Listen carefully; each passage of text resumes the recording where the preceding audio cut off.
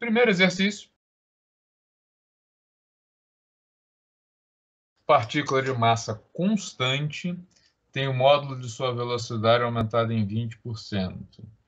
Qual vai ser o respectivo aumento da sua energia cinética? Olha só, energia cinética é igual a 1/2 de massa vezes a velocidade ao quadrado. Então, o que ele está dizendo é que o objeto vai passar para uma energia K', que é igual a 1/2 de m, a massa é constante, vezes essa nova velocidade ao quadrado. Quem é essa nova velocidade? Ela é 20% maior que a outra, ou seja, V' é igual a... Fica 20%. É igual à velocidade anterior mais 0,2 vezes a velocidade anterior, ou seja, 1,2 V. Tá? Então, V' é igual a 1,2 V. O que vai acontecer aqui? A energia K' vai ser igual a 1/2 de m. Onde tem V', eu vou substituir por 1,2 V. Tudo ao quadrado, né? Então, aqui, 1,2 ao quadrado vezes 1/2 de mv2. O que está entre parênteses é a energia antiga, né? A energia K, né? Então, a energia K' é igual a 1,2 ao quadrado vezes K. Quanto é 1,2 ao quadrado? 1,2 ao quadrado é igual a 1,44. 1,44. Tá? Então, 1,44 é 1 mais 0,44, indica o quê? Que ela é maior 44%, tá? Que é a letra, seria a resposta 1, 2, 3, 4, tá? A letra C. Ok? Chegaram nessa resposta? Sim, professor. Tá. Foi fácil? Isso aí até que foi fácil, professor. É que ontem eu utilizei essa fórmula porque a gente estava construindo um projeto nosso e a gente tinha que saber a quantidade gravitacional que tinha que passar. Daí uns caras da mecânica foram e passaram essa fórmula. Foi o que eu lembrei agora. É cálculo de juros, né? Na verdade, isso. Tá? Número 2. Um corpo de massa 3 kg, então massa 3 kg, está posicionado inicialmente y0, 2 metros acima do solo, e tem uma energia potencial gravitacional de 90 joules. Aceleração local da gravidade, a gente está trabalhando, né, sempre com esse arredondado, 10. Quando esse corpo estiver posicionado no solo, de quanto vai ser sua energia potencial gravitacional? Conseguiram fazer isso? Sim, professor. Tá? Como é que vocês fizeram? Deixa eu pegar aqui que eu já falo pro senhor. Utilizando a fórmula lá, a gente tinha a quantidade de energia e aplicamos a fórmula da M vezes G vezes H.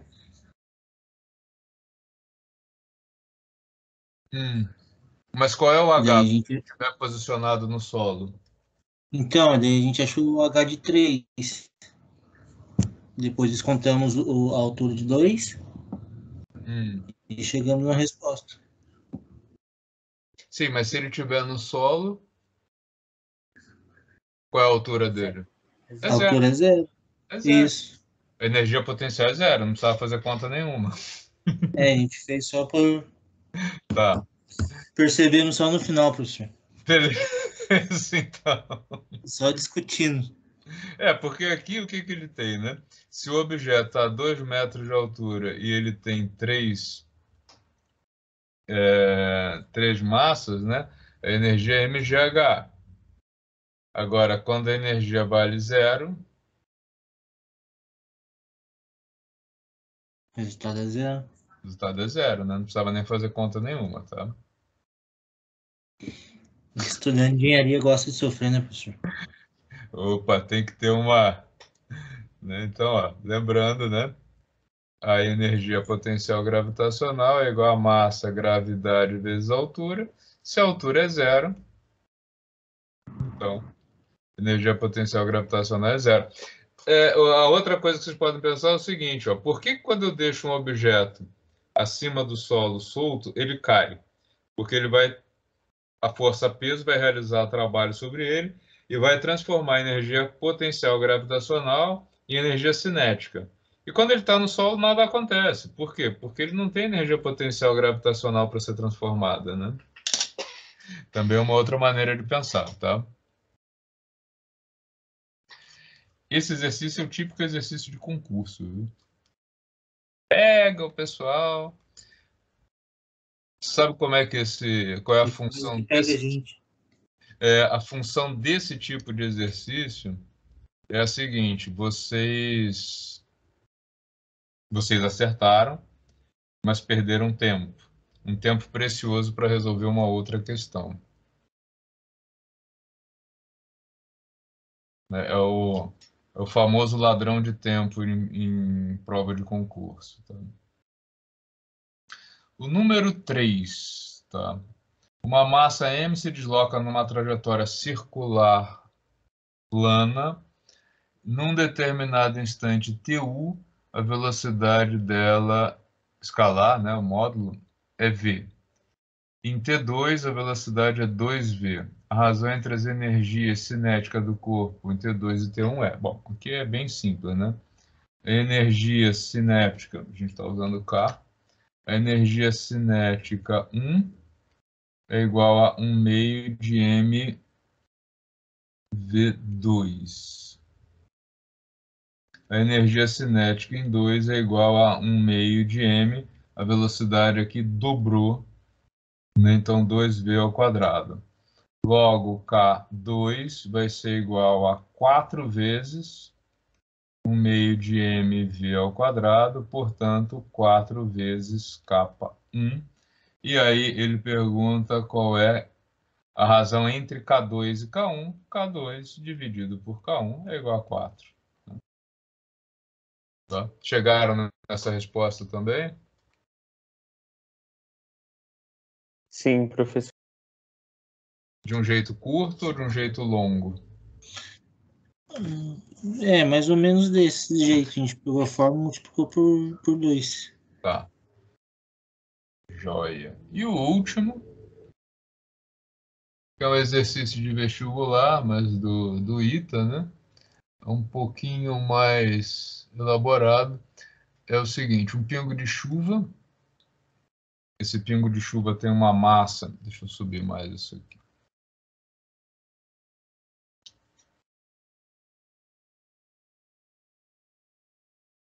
Esse pingo de chuva tem uma massa de 5 vezes 10 elevado a menos 5 quilogramas.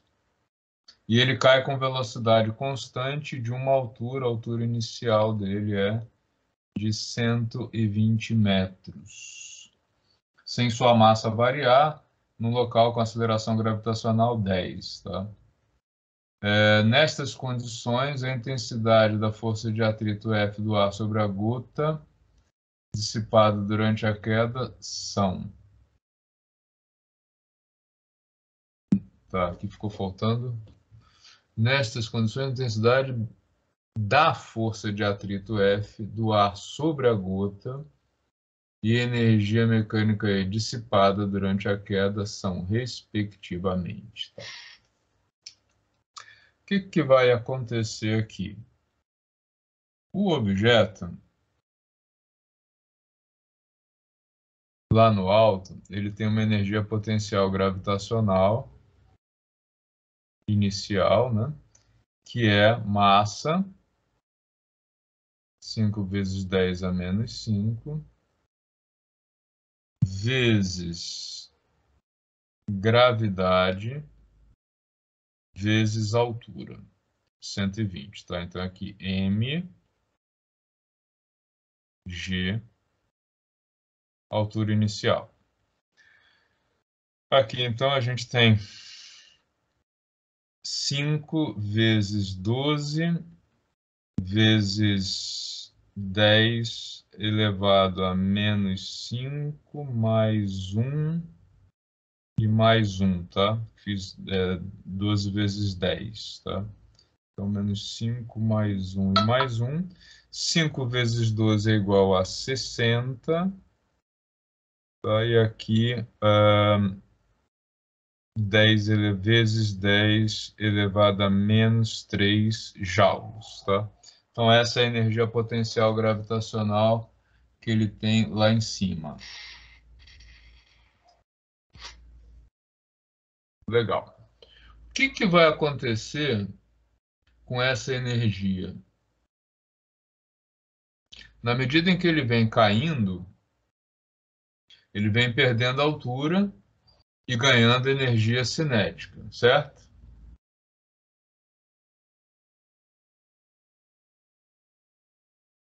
Sim ou não? Professor, eu acredito que não. O que que ele diz? Essa é a energia que vai desaparecer, Certo. certo? Para onde vai essa energia se ela vai desaparecer? Ela deveria se transformar em energia cinética, mas ele está dizendo o quê? Que ele desce com uma velocidade constante. O que significa descer com velocidade constante? A única maneira de um corpo manter velocidade constante, primeira lei de Newton, ela diz o quê? A aceleração vai ser zero se a força resultante for igual a zero, ok? Ok. Esse objeto está caindo porque ele está sendo puxado para baixo pela Terra. Força peso. E a força que é contrária a esse movimento é a força de atrito. A única maneira desse cara cair com velocidade constante é se a força de atrito anular a força peso. Certo? Certo. Sim. Então, a força de atrito, nesse caso, vai ser igual a 5 vezes 10 a menos 5 quilogramas vezes 10 da gravidade. Portanto, 5 vezes 10 a menos 4 newtons, tá? E aí, a gente tem duas coisas, né? A energia dissipada, né? A energia que ele vai perder é total, né? Porque ele vai para zero. É esse 60 vezes 10 a menos 3, tá? E aí a gente tem que agora adequar a resposta que nós obtivemos a uma das respostas que estão aqui, ó. Então, 5 vezes 10 a menos 4 newtons, tá? Aparece na letra A, na letra C, na verdade só não aparece na letra B, né? Bem maldoso isso aqui. E aí depois a gente tem o 60 vezes 10 a menos 3, que pode ser 6 vezes 10 a menos 2 joules, tá? Então, eu posso adequar isso aqui para 6 vezes 10 a menos 2 joules. Então, essa e essa, que é a letra... Blá, blá, blá, blá.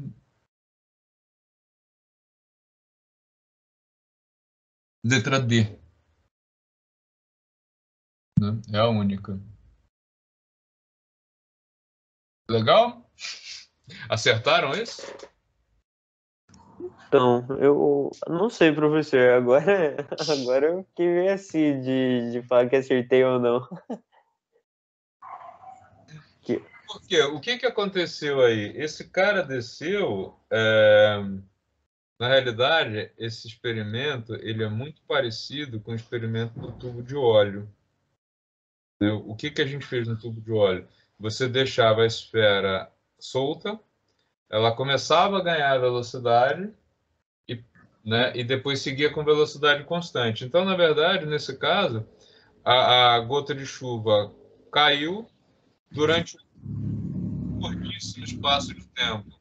Ela ganhou velocidade e aí a força-peso igualou a força de atrito e ela desceu com velocidade constante.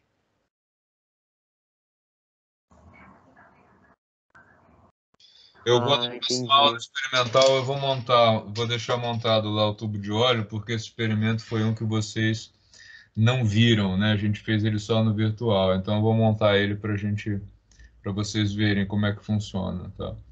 Mas a ideia aí é a seguinte: qual foi a quantidade de energia que ele perdeu? Ele perdeu toda, né? Já que ele nem foi sendo acelerado para transformar a energia potencial em cinética e então a energia foi dissipada pela força de atrito. Vamos seguir então.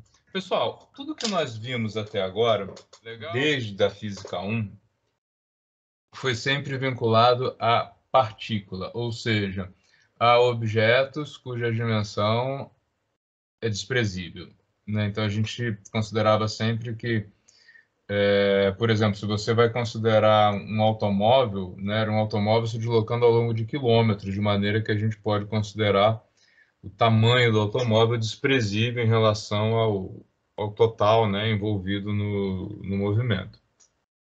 E agora a gente vai começar a olhar para os chamados corpos extensos, ou seja, corpos que têm uma dimensão, têm um tamanho que não pode ser desprezado, né? E aí a gente vai colocar uma limitação nesse nosso estudo de que a gente vai tratar somente com corpo rígido, tá? Chamado de CR, que é um objeto que não sofre deformação ao longo de um movimento, tá? Para entender a estática e dinâmica de um corpo rígido, é necessário entender que seria o centro de gravidade e o torque de uma força, tá? Então, são os tópicos aí que a gente vai... Não era isso que eu queria fazer. Cliquei no lugar errado. Então, são os tópicos aí que a gente vai estudar. Então, estamos aqui no último bloco do que eu tinha prometido a vocês lá no início da Física 1, né?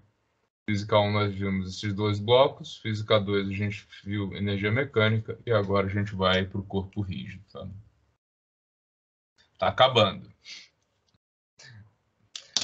Então, uma partícula é um objeto com dimensões desprezíveis, um corpo extenso é um corpo com dimensões não desprezíveis e o corpo rígido é um corpo extenso, ou seja, com dimensões não desprezíveis, mas que não se deforma. Quando o objeto sofre deformação ao longo do movimento, é bastante complicado, mais complicado, inclusive do ponto de vista matemático, de tratar esse movimento.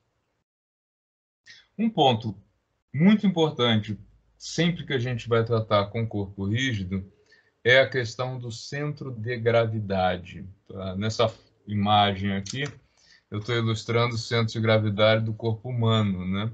A gente precisa sempre colocar o centro de gravidade numa linha de equilíbrio para que a gente consiga se manter de pé, né? Ou, enfim, de cabeça para baixo, né? Mas qual é a ideia aqui, né?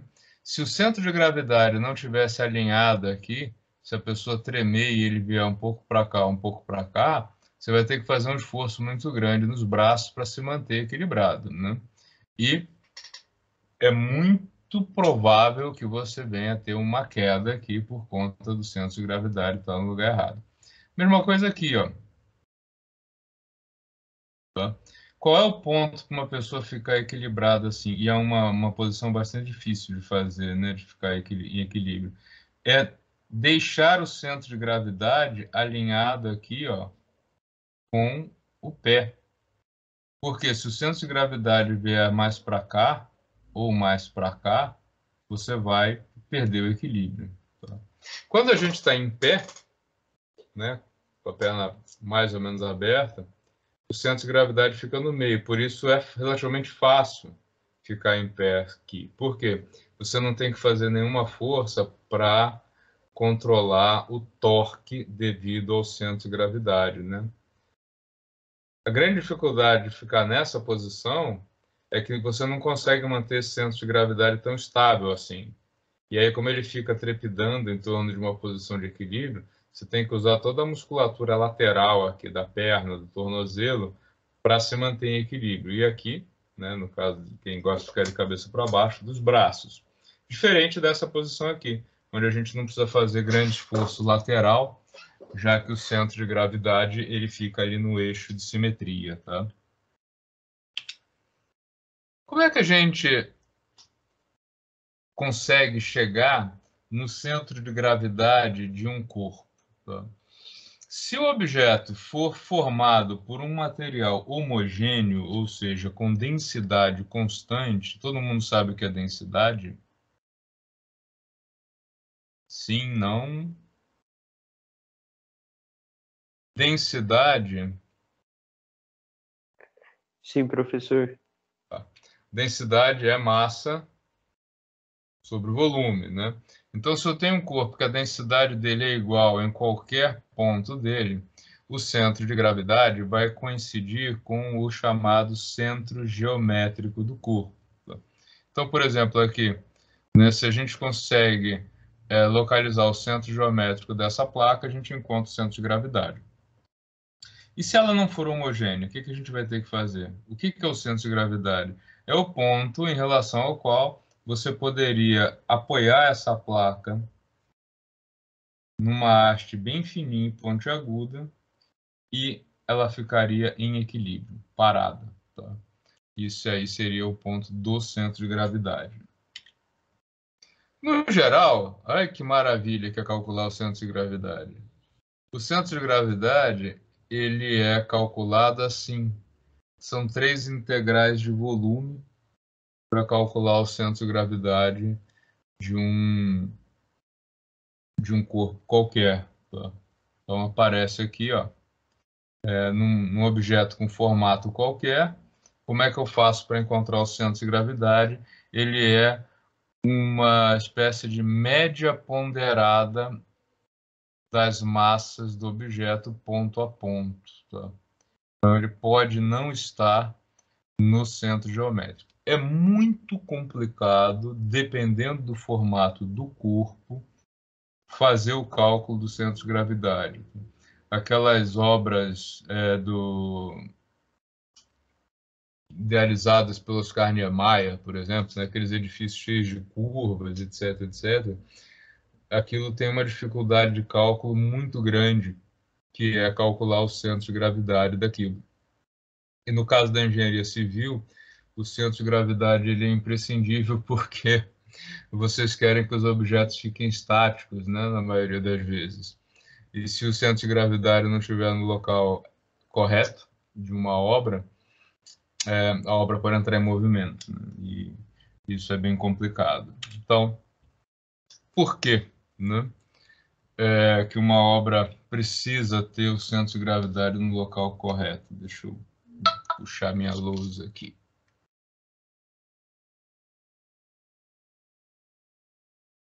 Seguinte.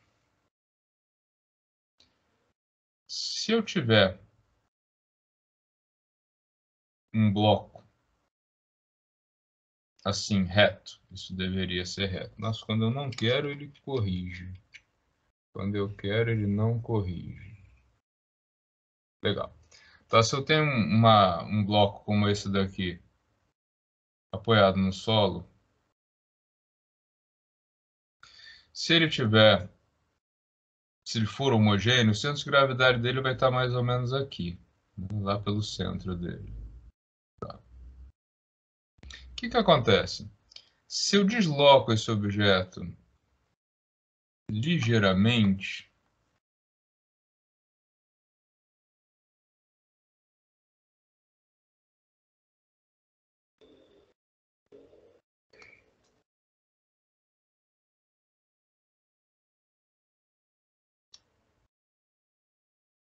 faço isso aqui, tá? O que vai acontecer com o centro de gravidade? Nossa, o centro de gravidade dele foi lá para cima. Espera lá, deixa eu trazer ele para o lugar certo.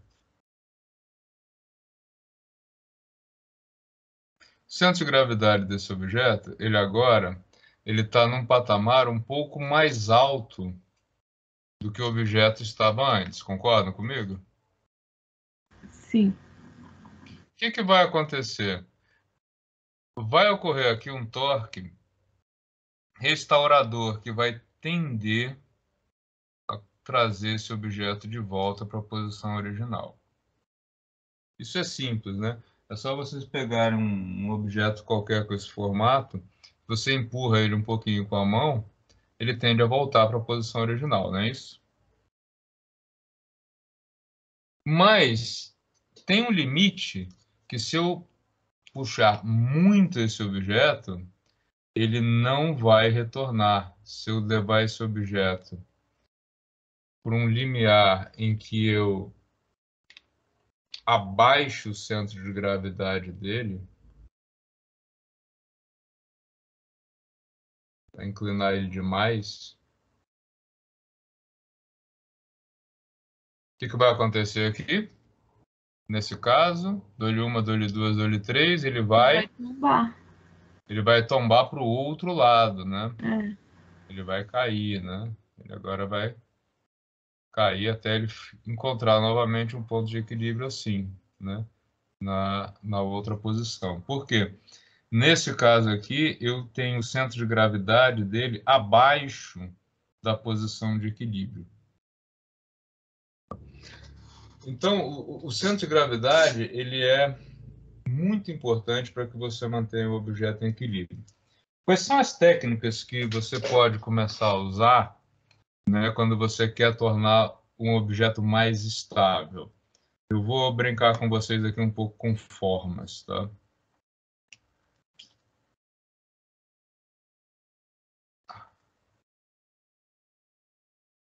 O que é mais estável? Isso ou isso? O segundo. Segundo, né? A Por quê? segunda figura. O centro de gravidade dele está por aqui, né? Uhum. Quando eu faço qualquer movimento com esse cara daqui, eu vou abaixar o centro de gravidade dele. Qualquer peteleco que eu der para um lado para o outro, ó, o centro de gravidade dele vai fazer isso ou isso. E aí ele vai buscar um ponto de equilíbrio descendo o centro de gravidade. Aqui, normalmente, quando você faz algum movimento empurrando isso, você está, na maioria dos casos, suspendendo o centro de gravidade. E aí, o que ele tende a fazer? Trazer de volta. É o chamado torque restaurador. Tá? Então, quando você vai montar uma estrutura que você quer que ela fique em equilíbrio, você deve trazer o centro de gravidade mais para baixo. Por exemplo, se ao invés de construir um prédio reto, você fizer algo assim, ele não vai ser mais estável? Sim. Sim, né? Tá? Uhum. E ainda, o que você pode fazer para torná-lo mais estável ainda? Você pode fazer com que ele vá para baixo da Terra. Tá? Porque daí, além do centro de gravidade dele ir mais para baixo, você ainda vai ter a proteção da lateral, impedindo que ele faça um movimento para um lado ou para o outro. Só, mas aí ele ficando muito ele não fica muito rígido? Não, ele tem que ter flexibilidade, ele tem que vibrar, né, com vento. Ele não pode ser uma coisa absolutamente rígida, né? Ele tem que ter uma Uhum. vibração. Mas do ponto de vista de mantê-lo em equilíbrio, ele precisa estar fixado. Olha só, eu estou induzindo vocês a pensar com torque para depois mostrar como é o torque. Se eu tenho uma viga aqui, tá, horizontal,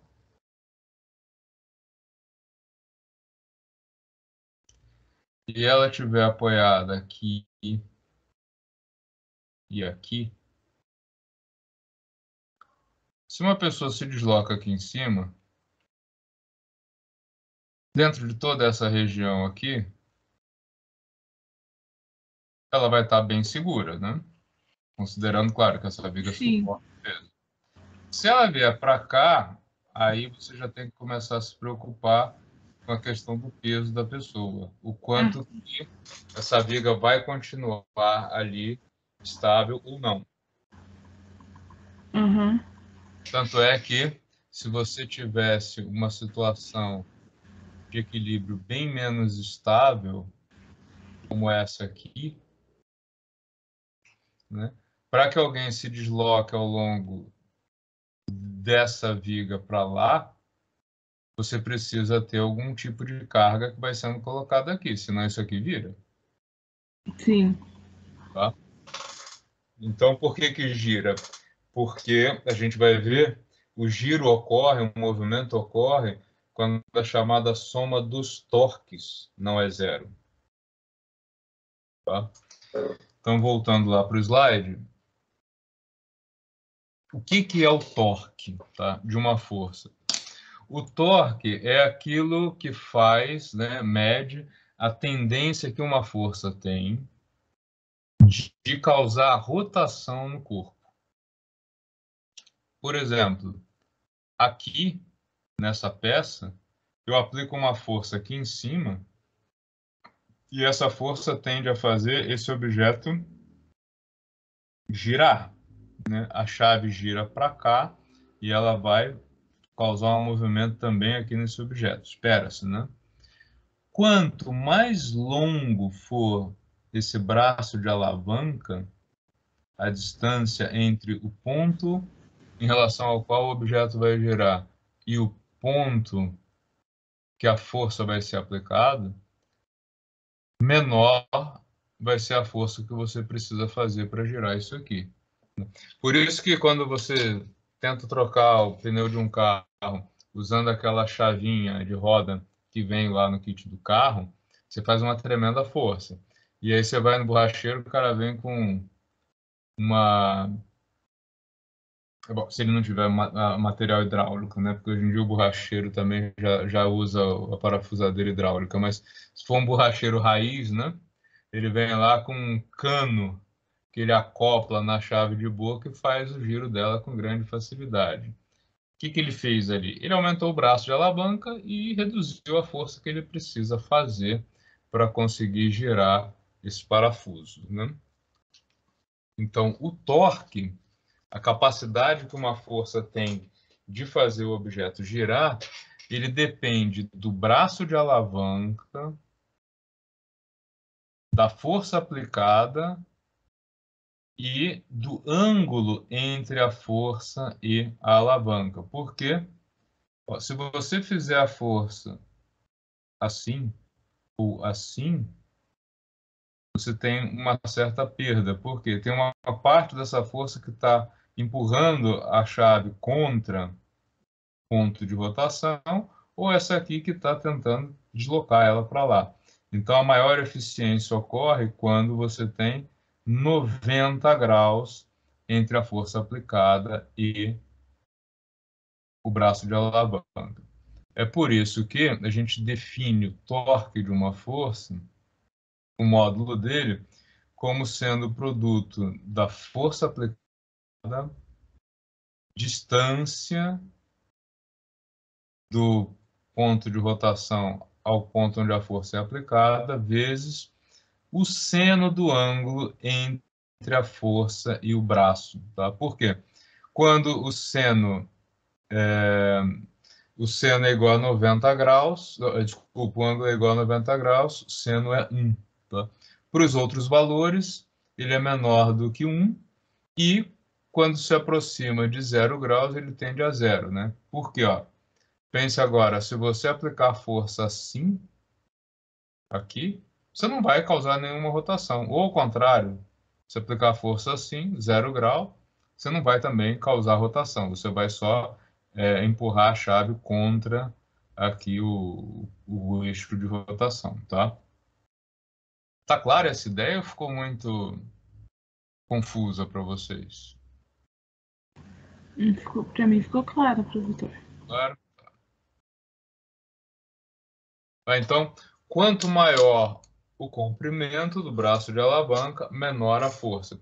É por isso que as portas, a gente coloca as maçanetas sempre o mais distante possível do eixo de rotação.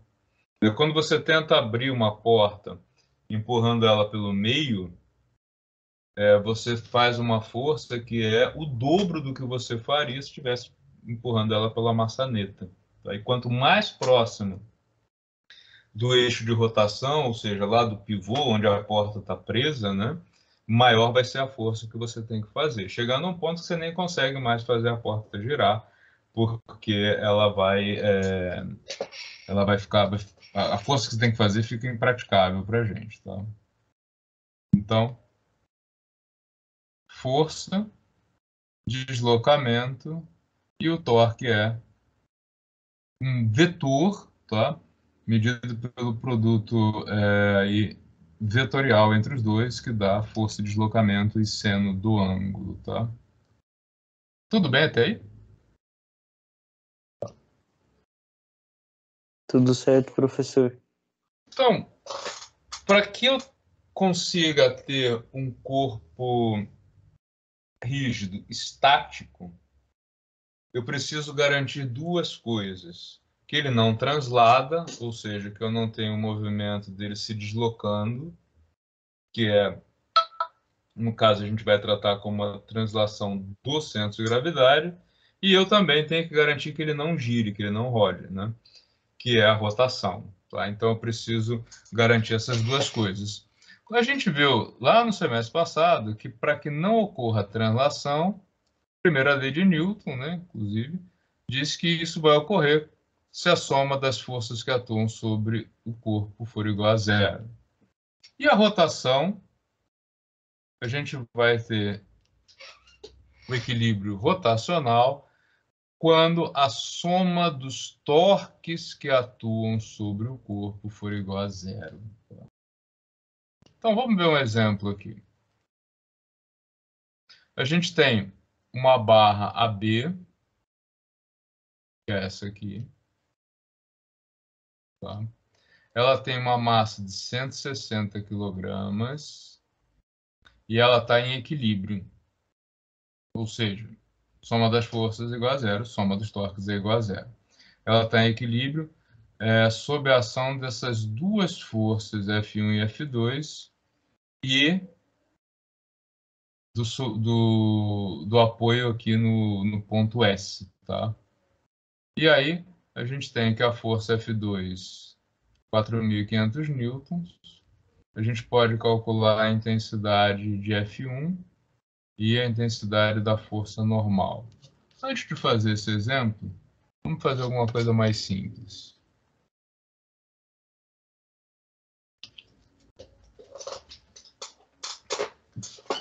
Vamos pensar no seguinte. A gente vai considerar uma barra.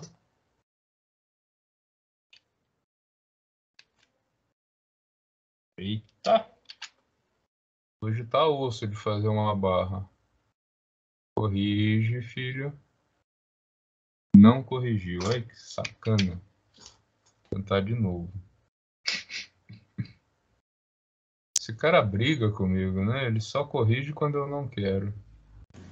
Vendo, professor, é hora do jogo. O corretor que fica aí tá assistindo o jogo. Jogo de quem? Ih, aí você me pegou. Sabe de nada. Não tem ninguém jogando hoje. Mas hoje é quarta-feira, é dia de jogo, hein?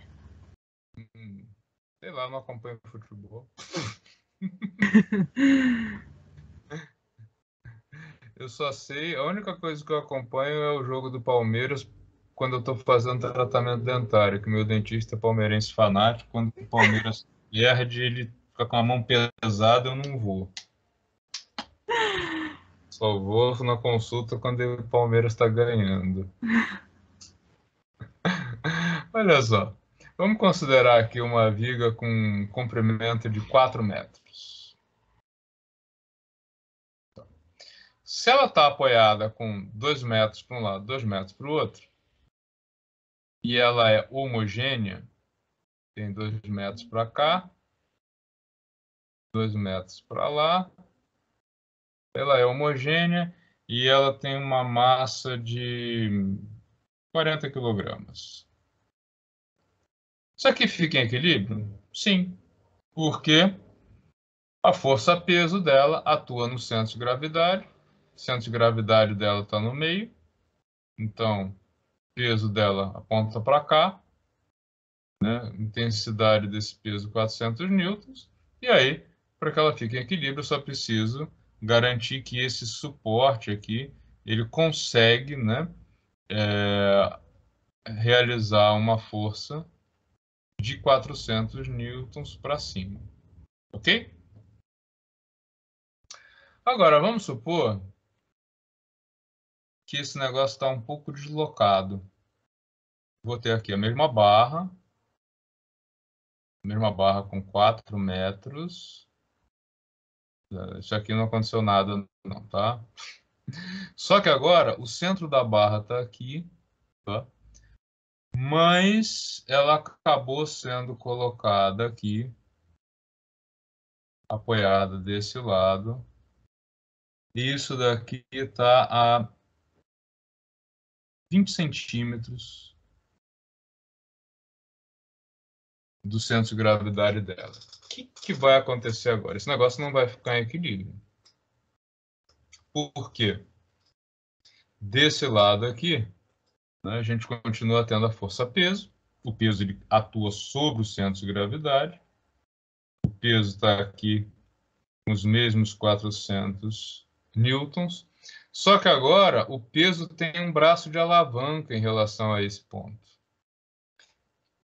O peso tende a fazer essa barra girar no sentido horário. Então, ó, o torque horário, fazer assim, né? Ele vai ser igual a 20 centímetros, 0,2 metros, vezes 400 newtons, vezes seno de 90 graus aí é 1. Então, a gente tem um torque de 80 newtons vezes metro, um torque horário. Essa barra vai entrar em movimento. O que eu posso fazer para que essa barra não entre em movimento? Eu posso acoplar aqui, desse lado, pendurado aqui, uma massa. Tá? Uma massa M. De quanto tem que ser essa massa M? Essa massa M tem que ser tal que o torque anti-horário, né, ela vai tender a fazer o objeto girar para cá, ela vai ter que ser tal que o torque anti-horário seja igual a 80 Nm. Então, como é que a gente vai calcular isso agora? O torque anti-horário, ele é igual a... Se aqui tem 2 metros e eu tenho 20 centímetros para cá, aqui eu tenho 1,80 m. Consegue enxergar isso? Sim. Tá? 1,8 metros mais 0,2 dá os 2 metros e tem 2 metros para lá. Então, aqui eu tenho um braço de alavanca de 1,8 metros, uma massa que eu vou multiplicar pela gravidade para dar o peso, tá? E eu quero que ela forme 90 graus também, então isso aqui tem que ser igual a 80. Ou seja, já vou multiplicar aqui, né? 18m tem que ser igual a 80, logo a massa tem que ser 80 dividido por 18, o que vai ser igual a 80 dividido por 18, 40 dividido por 9. Ah, deixa eu pegar a calculadora. 4,4 quilogramas, tá? Então, a gente precisa de uma massa de 4,4 kg para manter isso aqui em equilíbrio estático devido a torque que está sendo causado aqui pela própria força piso. Tá?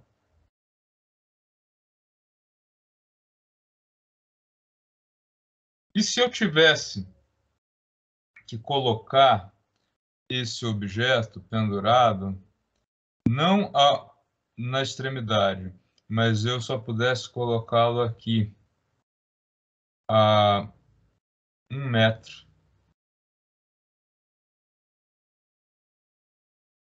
de distância do eixo de rotação.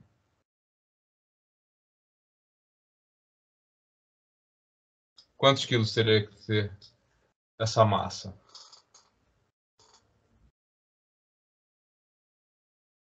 Ó, 1 metro vezes a nova massa vezes a gravidade, correto? Né? Força vezes distância. Isso tem que ser igual a 80. Então, a massa agora teria que ser de 8 kg. Tá? Pouco menos que o dobro da outra, porque eu levei ela 80 centímetros mais próxima do centro. Confuso isso? O professor, só ali que é 0,2, por que a gente utilizou 0,2, não 20? 20 está em centímetros. Ah, entendi. Que Vai ser tava aparecendo metros ali. Newton metro. Professor, e não tinha que sair em newtons o resultado? Não, porque é massa. Por isso que tá. aqui, ó, massa vezes 10. Né? Então, Tá. quilograma vezes metro por segundo ao quadrado dá Newton, né? Tá bom. Tá? Deixa eu colocar para 2 para não perder essas luzes, tá? Então, legal. Onde tem que ficar o centro de gravidade de um carro?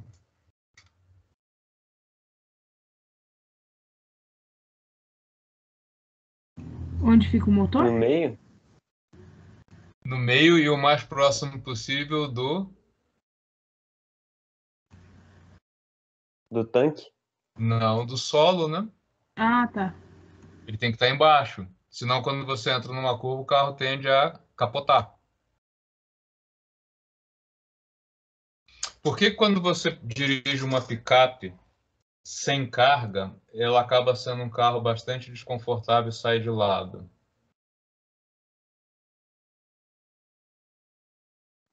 Por causa que o peso dela de trás dá mais, tipo, equilíbrio para ela? Porque o centro de gravidade da picape... Deixa eu pegar uma foto de uma picape aqui, para não ficar passando vergonha com os meus desenhos. Deixa eu escolher uma aqui, que é fácil de visualizar.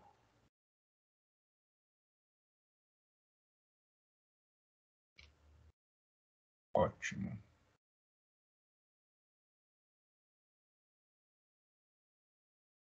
Esse carro foi desenhado para transportar carga. E ele tem um motor, que é pesado, né? O motor dele está na frente. Então, quando ele está com carga, quando ele está com a caçamba cheia, o centro de gravidade dele vai estar em algum lugar por aqui. Ou, idealmente, até mais para cá, bem no centro da picape. O que acontece? Quando ela está descarregada, ao invés do centro de gravidade estar aqui no meio, ele está aqui na frente. Tá? Isso significa, então, que essa área aqui ela fica mais instável, por isso que ela tende a sair de traseira quando você está com ela vazia. ela fica mais instável. Por outro lado, quando você coloca carga aqui, o centro de gravidade ele também vai sofrer um deslocamento para cima. O que faz com que um caminhão, por exemplo, carregado, ele tem mais facilidade de tombar se ele faz uma curva brusca, porque o centro de gravidade dele subiu. Então, centro de gravidade é um assunto imprescindível para que você entenda como manter uma estrutura em equilíbrio, tá? A gente ainda vai voltar a esses exemplos um pouquinho mais adiante. Deixa eu só fazer esse exemplo 1 aqui com vocês. Então, agora, ó, a gente sabe que essa força aqui, F2, ela é de 4.500 newtons, ou seja, 4,5 kilonewtons, tá? A barra tem 160 quilogramas e ela é homogênea. Como a barra tem 4 metros, o centro de gravidade dela está aqui no centro geométrico e a gente tem aqui uma força de 1.600 newtons, ok? Qual é o braço de alavanca dessa força agora? Ó? Se daqui até aqui tem 3 metros, e a gente sabe que do centro de gravidade até a extremidade tem 2, esse braço de alavanca aqui tem 1 metro. Correto? 1 metro, mais 1 metro, 2, e 2 metros para cá. Correto, professor. Tá? Os braços de alavanca são sempre medidos em relação ao eixo de rotação. O eixo de rotação está aqui. Então, nós temos F1, que tende a causar torque anti-horário, peso e F2, que tendem a causar torque horário. Então, ó, como é que ficaria essa equação? Torque anti-horário, F1, que a gente não sabe quanto é, vezes o braço de alavanca dele, que é de 1 metro, vezes o seno de 90 graus, que é 1. Nem precisava ter colocado aqui, tá? Isso aqui vai confundir com massa, né? Melhor tirar esse M dali. Deixa eu tirar isso aqui, senão vão dizer que é a massa que está multiplicada aqui. Tá? Então, vezes o 1 metro do braço de alavanca, vezes 1 metro do seno. E o torque horário, nesse caso, ele é proveniente de duas forças. A primeira delas, braço de alavanca de 1 metro também, então 1 vezes 1.600, e a outra com 3 metros de alavanca, 3 vezes 4.500. Então, torque horário F1, torque anti-horário, 4.500 vai dar 13.500. Fazendo o cálculo aqui. 13.500 com 1.600 vai dar 15.100, se eu não errei em conta, né? Então, 15.100 newton vezes metro. E essas duas coisas têm que ser iguais para que a gente tenha equilíbrio. Então, F1 tem que ser igual a 15.100 newtons, ou F1 igual a 15,1 kilonewtons, se eu não errei em conta. Ok?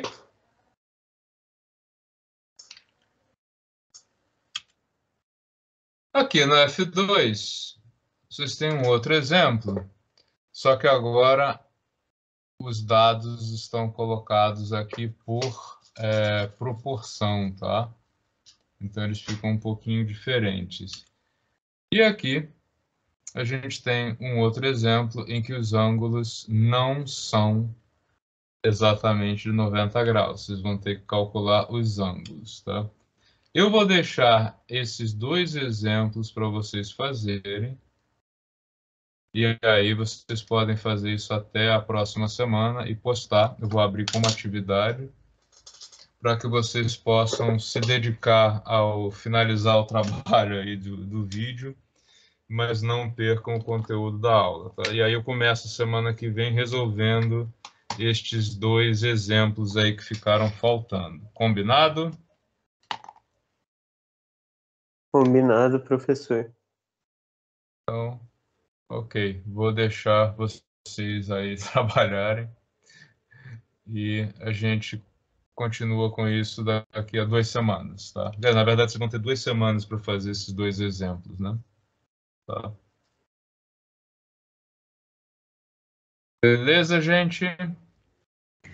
Certo, professor. Então, Beleza. até a próxima quarta-feira lá no laboratório. Então, se tiverem dúvida nisso, a gente pode tirar também no laboratório, não tem nenhum problema, tá? Tá bom. Tchau, tchau. Tchau, Tchau, boa professor. noite. Se você gostou desse vídeo e quer se manter informado sobre inovação, empreendedorismo e também sobre física, assine o canal, deixe seu like e não esqueça de ativar o sininho.